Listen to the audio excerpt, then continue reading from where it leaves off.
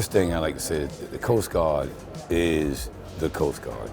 A tremendous unit, very, very capable of what they're doing. They are taking care of our nation from border to border. And I experienced today that Coast Guard basically told us about a lot of things that I see on land. It looks a whole lot different when you're in the water. And they explained to us about the maritime, and explained to us about wakes in the water, and they slowed down at every area that they saw people fishing or people just driving by, because it was respectfully, and I just saw so much respect from the Coast Guard. Then they provided me an opportunity to drive the boat. Of course now, I mean, I can swim, but I didn't want to swim today. That's why they gave me the captain's seat, and I got in the captain's seat, and I steered the boat, and I drove that boat all the way to the Ravenel Bridge. Then we saw something that you don't normally see.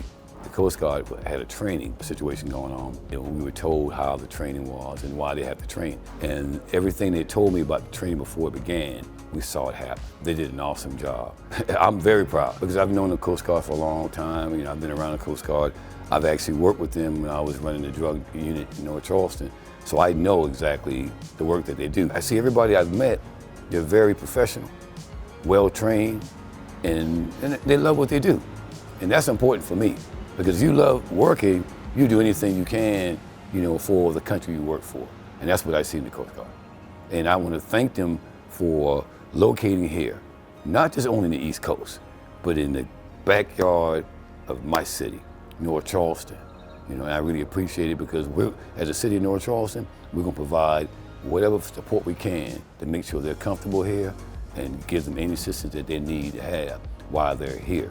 And I'm hoping to goodness that they're here 100 years, so that we can always have a great partnership with the United States Coast Guard.